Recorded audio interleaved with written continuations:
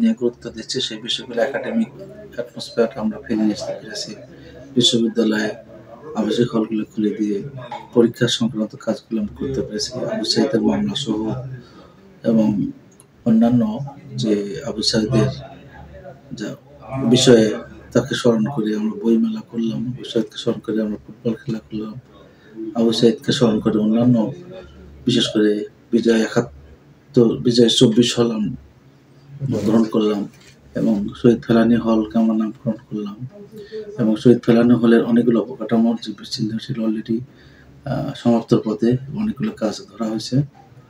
বিশ্ববিদ্যালয়ে আমাদের উপাচার্য বাসভবনে যে ভাঙচুর হয়েছিল সেটা আমরা টেন্ডারের মাধ্যমে সেটা কাজ চলমান আছে।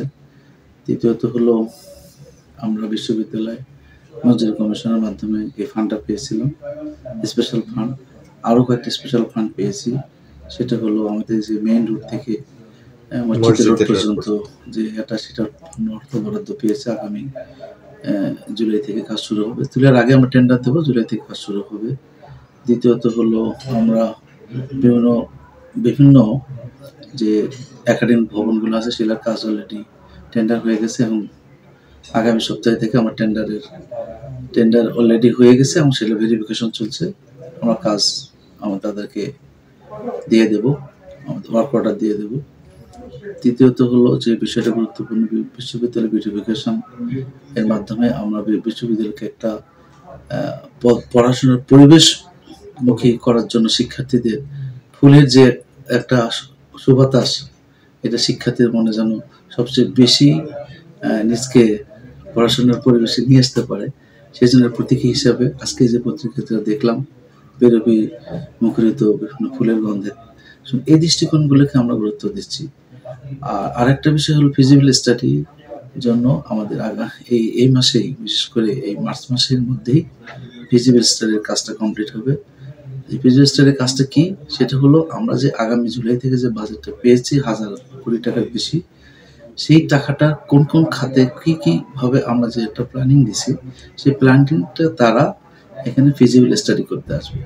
এটা আরো বাড়ানো যায় নাকি কমানো যায়, সেই দৃষ্টিকোণ থেকে শিক্ষা মন্ত্রণালয় এবং আমাদের পরিকল্পনা মন্ত্রণালয়ের সমন্বয়ে একটা কমিটি হচ্ছে, সেই কমিটি তারা ভিজিট করবে এবং ওইটা ভিজিট করার পরিপ্রেক্ষিতে আমরা একটা কি বলবো স্টাডির জন্য একটা ফার্মকে দায়িত্ব দেব, সেটা বুয়েট হোক অথবা কোনো ব্যক্তি প্রতিষ্ঠান হোক। সেই প্রতিষ্ঠানকে আমরা আমাদের বিশ্ববিদ্যালয়ের সকল ডিন, সকল head of the department, engineer সহ অথবা যারা এই সকল বিষয়ে মতামত দিয়ে বিশ্ববিদ্যালয়কে আরো সমৃদ্ধ করার জন্য মতামত দিতে পারে, তাদেরকে সমন্বয়ে আমরা তাদের সাথে মত বিনিময় করব। সেই অনুযায়ী বিশ্ববিদ্যালয়ের অবকাঠামো বৃদ্ধি, বিভিন্ন ডিপার্টমেন্টের সংখ্যা বৃদ্ধি, তাহলেই এবং গবেষণা ইনস্টিটিউট শিক্ষার্থীদের, আমি আগেই বলছিলাম যে বিশ্ববিদ্যালয়টাকে যাতে আমরা একটা পূর্ণাঙ্গ আবাসিক বিশ্ববিদ্যালয় করে তুলতে পারি, সেটার প্রত্যয়ে আমরা ছেলেদের হল এবং মেয়েদের হল সংখ্যা বাড়ানোর জন্য পরিকল্পনা হাতে নিয়েছি। একাডেমিক বিল্ডিং এবং শিক্ষার্থীর আবাসিক বিল্ডিং করার জন্য আমরা এটাও একটা পরিকল্পনার মধ্যে আছে। আরেকটা পরিকল্পনা হচ্ছে আমাদের অন্যান্য 75 একর জমির মধ্যে এতগুলো সংকুলন যদি না হয়, পরবর্তীতে স্থান বাড়ানোর জন্য প্রক্রিয়া কি হতে পারে সে বিষয়ে আমরা পর্যালোচনা করছি। আমরা কোনো কারো নাম মেনশন করিনি, আমরা শুধুমাত্র চাই সরকারের কাছে চাবো, আমাদের কোনো ব্যক্তির কাছে চাইতে পারি না। সেই দৃষ্টিকোণ থেকে আমাদের পরিকল্পনা আছে। আমরা পায়রাবন, বেগমরক্ষা স্মৃতিকেন্দ্র, তাজহাট আমার জমিদার বাড়ি এবং কৃষি খামার এবং লালদিঘিতে অবস্থিত, পীরগঞ্জের লালদিঘিতে অবস্থিত যে আইসিটি সেন্টার, সেটা অলরেডি আমরা আমাদের 2টি ফ্লোর এবং 3টি ল্যাব আমরা ব্যবহারের জন্য পেয়েছি। বাকিগুলো পর্যায়ক্রমে চেষ্টা করব। সেটা অর্থ হচ্ছে ওখানে 3টা ক্ষেত্র আছে, একটা বিজনেস, একটা সোশ্যাল অ্যাক্টিভিটিস জন্য তারা একটু রাখবে, আর বিজনেস পারপাসের জন্য তারা কিছু রাখবে। আর আমাদের প্রতি শিক্ষা প্রতিষ্ঠান 3টা শ্রেণী আছে ওখানে, সেই শ্রেণীর মধ্যে একটা শ্রেণী আমরা পেয়ে যাচ্ছি। এখানে যে ইঞ্জিনিয়ারিং ফ্যাকাল্টি যেটা আছে, সেই ফ্যাকাল্টি শিক্ষার্থীরা একটা শাটল বাস দেবো আমরা, তারা ওখানে গিয়ে ল্যাব করবে এবং তারা চলে আসবে। আমরা ইঞ্জিনিয়ারিং ফ্যাকাল্টিকে যোগাযোগ করতে চাচ্ছি অন্যান্য ডিপার্টমেন্টগুলোকেই আমরা রাষ্ট্রের সাথে তাল মিলিয়ে আমরা বিশ্ববিদ্যালয়ের প্রতিটা বিভাগকে যাতে আমরা উন্নত করতে পারি, তাদের সময়োপযোগী চিন্তাভাবনা সেই বিষয়গুলোকে আমরা গ্রহণযোগ্য পর্যায়ে আমরা নিয়ে আসতে পারি। এখানে একজন আরেকজনের বিরুদ্ধে যে কাদা ছোড়াছুড়ি, এটা কিছুটা হলেও বন্ধ হয়েছে। ইনশাল্লাহ আগামীতে আমাদের শিক্ষক, কর্মচারী, কর্মকর্তাদের মধ্যে যে একটা গ্যাপ ছিল, সেই গ্যাপটা পূরণ করার জন্য প্রশাসনিক দিক থেকে আমরা চেষ্টা করে যাচ্ছি যে আমরা একটা পরিবার হিসেবে, পরিবারের সদস্য হিসেবে একজন একজনের পাশে গিয়ে দাঁড়াবো। কেউ যদি এখানে কোনো তারপরও কোনো কার্যক্রম গ্রহণ করে, সেটা বিশ্ববিদ্যালয় প্রশাসন সহ সকলেই এটা একসাথে আমরা প্রতিহত করার চেষ্টা করব। কারণ এই ধরনের মানুষদেরকে কাউন্সিলিংয়ের মাধ্যমেই আমাদের পরিবর্তন, মানসিক পরিবর্তন আনতে হবে। কিছু কিছু বিষয় যে মিডিয়ার মাধ্যমে যেটা আমরা দেখতে পাই, সেটা যাতে আমরা ভালো কিছু প্রকাশিত হওয়ার পন্থা যাই, তাহলে বিশ্ববিদ্যালয়ের সুনাম অর্জিত হবে। শিক্ষার্থীদের ভবিষ্যৎ যে জায়গায় গিয়ে তার স্থান দখল করবে, সেই জায়গাটা তার সবচেয়ে বেশি সমৃদ্ধ হবে। আমি মনে করি শিক্ষার্থীদের জন্যই এই বিশ্ববিদ্যালয়। এই বিশ্ববিদ্যালয় কোনো শিক্ষকের জন্য না, বিশ্ববিদ্যালয় কোনো কর্মচারী কর্মকর্তার জন্য না। এই বিশ্ববিদ্যালয় আউটপুট কি? ইনপুট হলো তোমরা, আউটপুটও তোমরা। আমি ইনপুট নিচ্ছি কোনগুলো? যে সকল বেস্ট স্টুডেন্ট, তাদেরকে বেছে নিচ্ছি বিশ্ববিদ্যালয় ভর্তির মাধ্যমে, তাদেরকে শিক্ষা দিয়ে তাকে আউটপুট দিয়েছে, যারা এই বিষয়ে পাশ করার পর ভালো ভালো জায়গায় বিশ্বের বা দেশের যার স্থানগুলো দখল করবে। এটাই তো আমাদের জন্য আউটপুট। ইনপুট এবং আউটপুট দুটোই যদি আমাদের বেস্ট অফ দ্য বেস্ট হয়, তাহলে বিশ্ববিদ্যালয়ের সুনাম অর্জিত হবে, বিশ্ববিদ্যালয়ের র্যাঙ্কিং এর তারা ভালো করবে। সেটাই আমাদের পজিটিভ থিঙ্কিং হলো এটা। আর একটা বিশ্ববিদ্যালয়ের পুরোটাই সিসি ক্যামেরার মধ্যে আমরা পরীক্ষা করে ফেলছি, এবং লাইটিং, যেটা বিশ্ববিদ্যালয়ের পুরোটা জায়গায় কোনো জায়গায় অন্ধকার থাকবে না। যেখানে যাবে সেখানে তার পড়াশোনার পরিবেশ হবে, যেখানে যাবে সেখানে তারা একখানে বসে কথা বসার একটা জায়গা পাবে। সেই দৃষ্টিকোণ থেকে অলরেডি আমাদের কার্যক্রম অলরেডি চলমান। এই বিশ্ববিদ্যালয়ের কর্মচারী কর্মকর্তাদের জন্য 5 মিটিং আগামী সপ্তাহ, এই মাস থেকে শুরু হবে, মাস থেকে শুরু হবে ইনশাআল্লাহ। সেই প্রক্রিয়া হচ্ছে, টেন্ডার হয়ে গেছে, কাজ চলতেছে। প্রতিটা ফাইল ট্র্যাকিং হবে, ফাইলটা কোথায় আছে, কোনো জায়গায় আটকা পড়ে গেল, কি জন্য আটকা পড়ে গেল, সেটা আমরা যে কোনো বাসায় বসে আমরা দেখতে পাবো যে আমার ফাইলটা কোন জায়গায় আছে। সুতরাং প্রশাসনিক যে আমাদের জটিলতাগুলো ছিল আগে, যে একজন একজনের ফাইলটা একজন একজনের শত্রুতা করে হোক বা বিভিন্ন কারণে ফাইল আটকে রাখতো, সেই দৃষ্টিকোণ থেকে আমাদের এখানে আর এই সমস্যাটা থাকবে না, এটা কনফার্ম। তৃতীয়ত হল ইন্টারকম। এই বিশ্ববিদ্যালয়ের ইন্টারকমটা বন্ধ আছে। একজন কর্মচারী কর্মকর্তা কোথায় আছে, সাথে সিটে আছে না সিটের বাইরে আছে, সাথে সাথে আমি এখান থেকে বুঝতে পারবো, সবাইকে বুঝতে পারবো যে কোথায় আছে। সুতরাং ইন্টারকম, তারপরে আমাদের সিসি ক্যামেরা, ফাইল ট্র্যাকিং এবং ইন এবং আউট, এই গুণটা আমরা চাচ্ছি। কারণ অনেক কর্মচারী কর্মকর্তা তারা আসে 11টায়, যায় দুপুরে 3:30 যায়। তো এটা আমাদের বন্ধ করতে হবে। সকলের সম্মিলিত প্রচেষ্টায় অনেকেই এটা রিভাইজ করছে, কারণ আমি অনেক সময় এটা ভিজিট করেছি, সেটা পত্রিকার মাধ্যমে জানতে পেরেছি। কিন্তু এগুলো হচ্ছে কি, আমরা একদিন সময় দিচ্ছি, 2 দিন সময় দিচ্ছি, 3বার দিন কিন্তু তাদেরকে আমরা আর সময় দিতে পারি না। এই দৃষ্টিকোণ থেকে আমরা এখন ডিজিটাল পদ্ধতিতে যাচ্ছি, যেটা আমাদের জন্য ভালো কিছু বয়ে আনবে।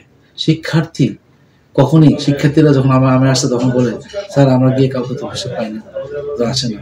আশা করি এখন তো কিছুটা হলেও ইমপ্রুভ হয়েছে, আমি মনে করি আরো ইমপ্রুভ হবে যদি আমরা এই ইন আউটটা যদি খেয়াল করতে পারি ইলেকট্রনিকের মাধ্যমে, আমাদের এই ডিজিটালের মাধ্যমে যেটা করতে পারি, তা আমার মনে হয় শিক্ষার্থীরা যেরকম উপকৃত হবে, বিশ্ববিদ্যালয়ের যে প্রশাসনিক চর্চা সেটাও এখানে চালু থাকবে। দায়িত্ব কি আমাদের? দায়িত্বটা হচ্ছে বিশ্ববিদ্যালয়কে সুষ্ঠুভাবে পরিচালনা করা। এই যে সুষ্ঠুভাবে পরিচালনা করার ক্ষেত্রে যদি কোনো ত্রুটি বিষয়, মানে কাজ করলে তো মানুষের সমালোচনা হয়, কাজ না করলে কিন্তু সমালোচনা হয়। এই সমালোচনা যেন গঠনমূলক হয়, ক্রিটিসিজমটা যেন কনস্ট্রাকটিভ হয়, এটিকে আমরা গুরুত্ব দিতে আমি সকল স্টেক হোল্ডারদেরকে আমি অনুরোধ করি যে আসুন আমরা সবাই মিলে সবারই ভাবনাগুলো, চিন্তাগুলো শেয়ার করি বিশ্ববিদ্যালয়কে একটা সমৃদ্ধ স্থানে নিয়ে যাই। তাতে হবে কি, আমাদের বিশ্ববিদ্যালয় অবকাঠামো শুধু না, এই বিশ্ববিদ্যালয়ের ভবিষ্যৎ প্ল্যানিংটা আমাদের শুধু আগামী 50 বছরের বিশ্ববিদ্যালয়টা আমরা কিভাবে দেখতে চাই।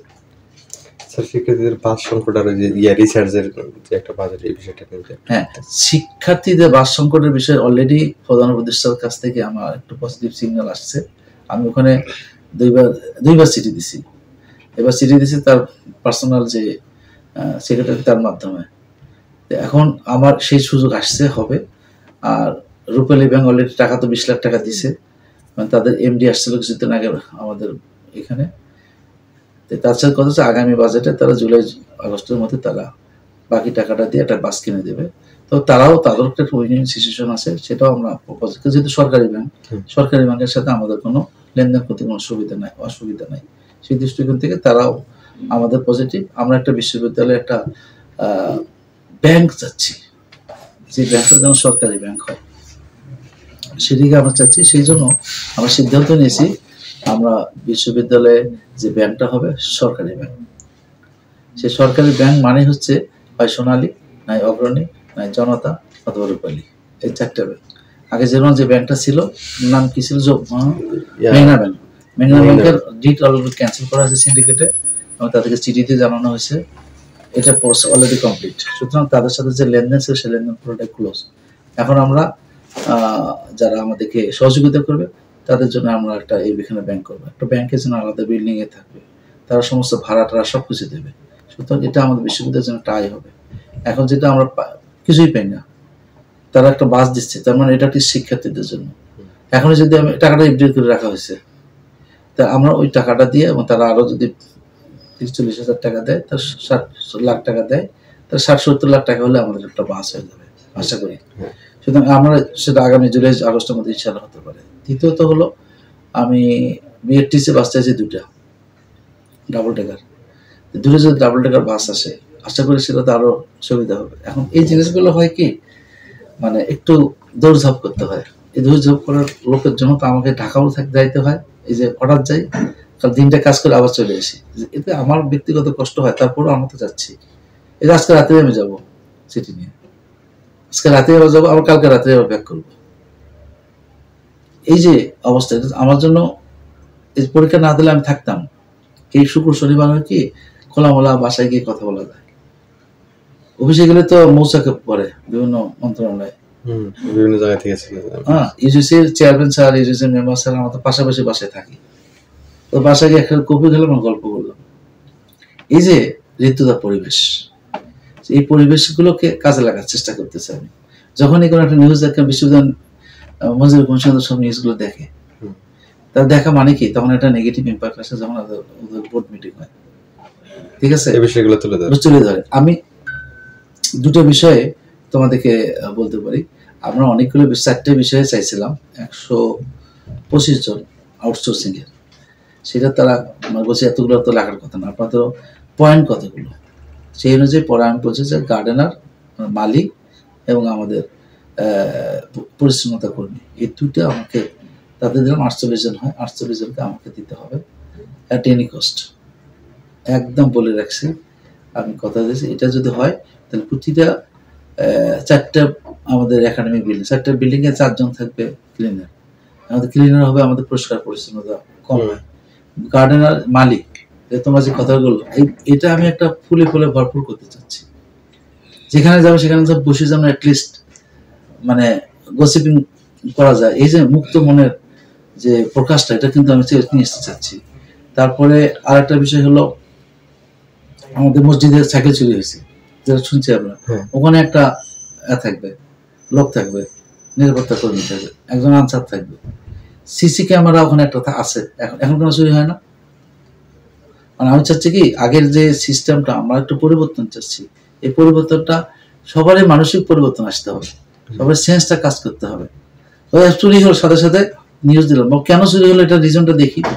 এখন যে বিশ্ববিদ্যালয়ের প্রশাসন তো চুরি করেনি, প্রত্যতা চুরি করেনি, তাহলে এই জিনিসগুলো আমাদেরকে, তোমাদেরকেও সহযোগিতা করতে হবে।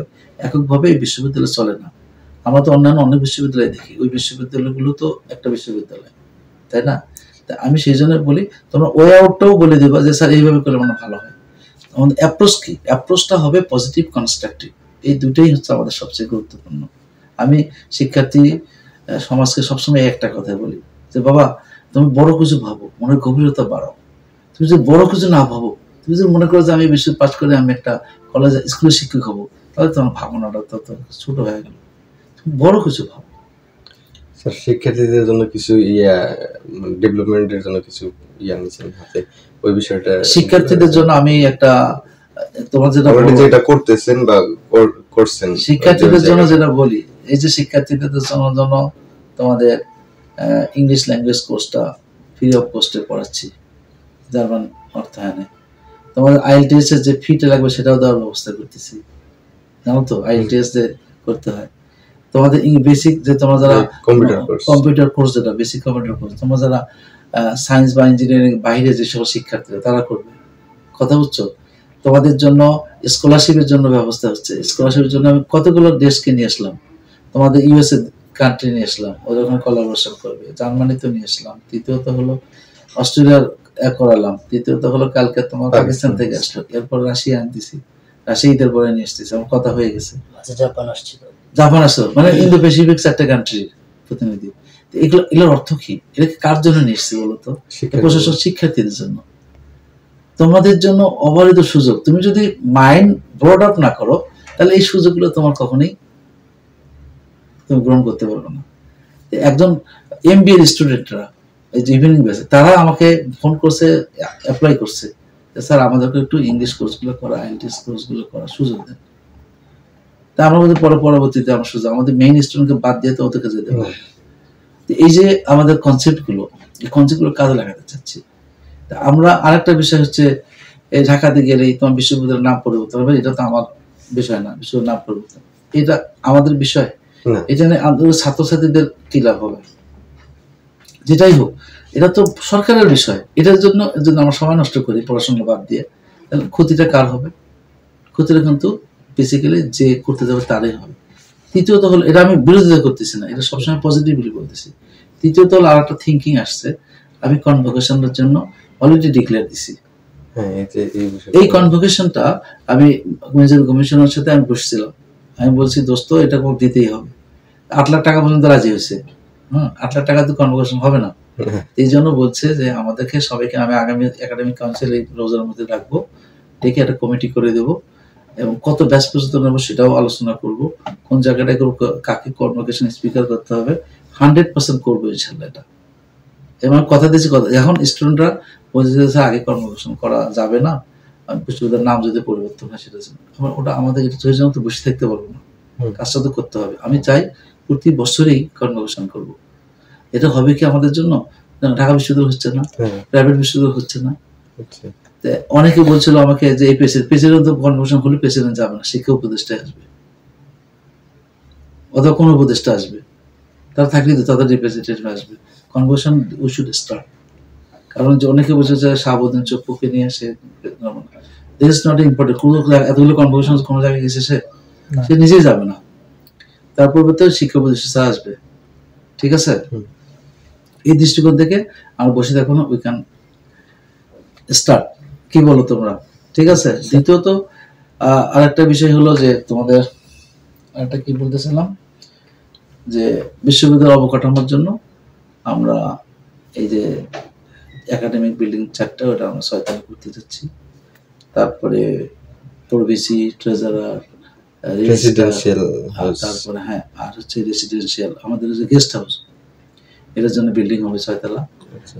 কাজ যেটা বন্ধ আছে সেই বিষয়টা, কাজের বন্ধ সেটা অলরেডি এটার জন্য তোমাদের সাথে একটু কথা বলতেছি। তার ক্যাপিটাল 3তলা হবে, টেন্ডার হয়ে গেছে, এখন শুরু হবে। আমি টেন্ডার যা দিছে আমি একটাও দেখিনি এখন মধ্যে, কে টেন্ডার দিয়েছে কে টেন্ডার দেয়নি।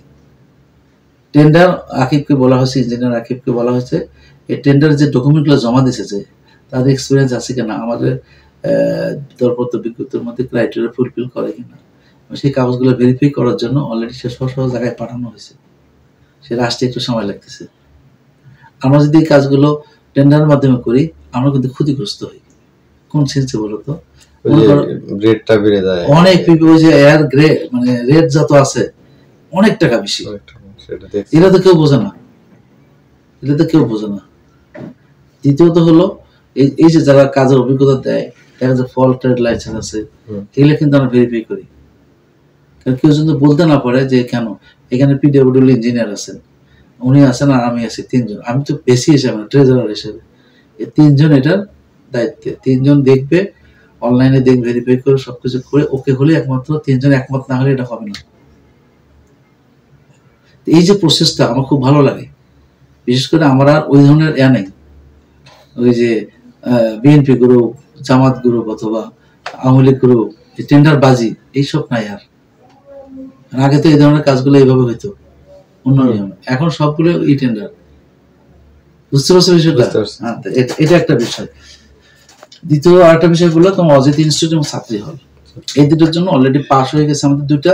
এটার সাথে আর একটা ছিল হচ্ছে আমার স্বাধীনতার সাথে, ওটা বাদ দিয়েছে।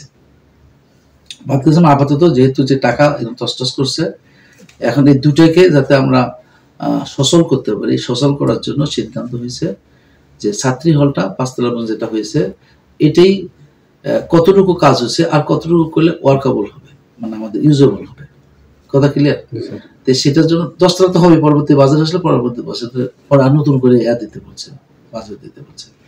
এই 5 তলা কতটুকু কাজ হয়েছে এটা নিরূপণ করার জন্য অলরেডি মানে আমরা মেজারমেন্ট চলছে। এখন প্রতিদিন কিন্তু লোক আসতেছে, কতটুকু কাজ হয়েছে আর কতটুকু কাজ করলে এটাকে করা যাবে, তাতে কস্টিংটা কত হবে সেটা জানতে চেয়েছে চিঠি দিয়ে। ওই অজিত ইনস্টিটিউট তাই। আর এর মধ্যে যে টাকাটা লাগবে সেই টাকাটা 15 কোটি টাকা তো আমাদের এর কাছে হাতেই আছে।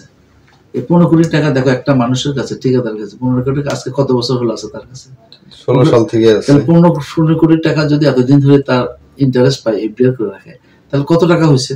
To believe that. ক্লিয়ার? প্রশ্নটা ক্লিয়ার হয়েছে? এটা কেন দিল? এটা তো কোনো হদিস নাই। এত মানে কি বলবো, এই কাজটা করছে। এখন আমাদের এটা একটা মেজারমেন্ট চলতেছে, এই মেজারমেন্টটা দিয়ে আর বর্তমান যে ঠিকাদার আছে, এই ঠিকাদার ওই যে 15 সালের যে রেট, ওই অনুযায়ী কাজটা করতে হবে।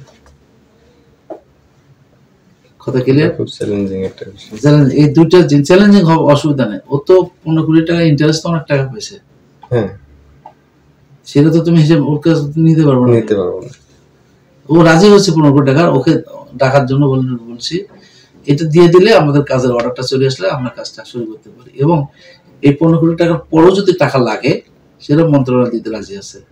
কারণ অজিত মাহমুদ স্যার বলছে তার হাতের ক্ষমতা হল 25 কোটি টাকার।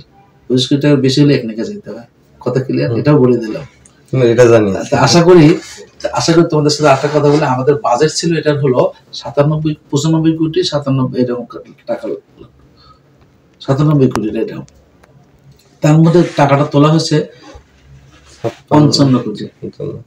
55 কোটির মধ্যে 40 কোটি খরচ আছে, 15 কোটি আর হাতে আছে। ওইখানে কিন্তু আমাদের আরো প্রায় কত 40 কোটি টাকা এখনো ওইখানে আছে। 40 কোটি আর 15 কোটি, 40 কোটি আর 40 কোটি টাকা আছে এই 15 কোটি সহ। তাই যদি হয় আর স্যার যদি আরো 10-15 কোটি টাকা দেয়, তাহলে আমাদের এই 5 তলা পর্যন্ত যে কাজটা এটা করতে কোনো সমস্যা হবে না। সেই জন্য সবাই একমত হয়ে সবাই সাইন করে দিয়েছে। আমরা সেই চিঠি পাচ্ছি, সেটা মেজারমেন্টটা চলতেছে, প্রতিদিনে মেজারমেন্ট খোঁজ নিচ্ছে কতটুকু হলো। পিডব্লিউডি লোক নিয়ে এসে চিফ ইঞ্জিনিয়ার সবাই মিলে কমিটি করে এটা করতেছে। This is the status at this moment. আমি বুঝলে পাস করে নিয়েছি, এটা মেজারমেন্ট করতে সময় লাগবে। নিচে 10 তলা বিল্ডিং, নিচে কতটুকু রড গেছে, কি করছে, সবগুলো মেজারমেন্ট করতেছে। আর কি লাগবে, এটা হল করা মানে কি অনেক ফার্নিচার, সবকিছু ফার্নিচারটা আলাদা ধরা আছে, ফার্নিচারটা আলাদা মোট 13টা খাত ছিল এর মধ্যে। এটা আলাদা খাত আছে, তুমি তো জানো কিছু। তাহলে আমি সম্পূর্ণ বিষয়টা জানি, আমি স্টাডি করে এটা পেয়েছি। ওটা আলাদা। এটা নিয়ে মিটিং করছি, আমি এটা করতে হবে, না হলে পরিত্যক্ত করেন। আমি একটা কথা বলছি, যদি এটা ওয়ার্কআউট না করেন, আপনারা তো আইনের কথা বলেন, প্লাস দিচ্ছেন, এটা তাহলে আপনারা আমার কাছে বেশি বোঝেন। হয় এটা পরিত্যক্ত করেন, ঘোষণা করা ডিমোলিশ করে দেয়, আমরা অন্য কাজ করব। কি আপনারা কি মনে করছেন? আপনি চলেন, আপনি দেখে যান, আমার সাথে চলেন। এইরকম করে কথা বলছি এডিশনাল সেক্রেটারির সাথে। আমি দেখেন, আপনারা যদি এরকম কথা বলেন না দেখিয়া, চলেন let us go to visit our area. 15 সাল থেকে পরিত্যক্ত অবস্থা আছে, পরিত্যক্ত করেন। ওই বিল্ডিং আপনি কাজ করতে পারবেন? আপনারা শুধু দুদকের মামলা চলতেছে, দুদকের মামলা কতদিনে শেষ হবে সেজন্য কেউ বসে থাকবে? সেজন্য শিক্ষার্থীরা ক্ষতিগ্রস্ত হবে। তারপরে আমি যখন এরকম বলছি, তখন বলছি স্যার ঠিক আছে, এটা এইভাবে শক্ত হাতে কথা না বলে হয় না আমাদের সাথে। স্যার আমাদের রিপোর্টের তথ্য আমরা পেয়ে গেছি এবং বক্তব্য পেয়ে গেছি, আপনাকে ধন্যবাদ। সবগুলো টেন্ডার জেলা ওপেন দিছি আমরা, সবগুলো ওপেন হয়ে গেলে তোমাদেরকে তো অ্যাট্রিপলি ডিপার্টমেন্টের একটা বিশাল কাজ দিছি।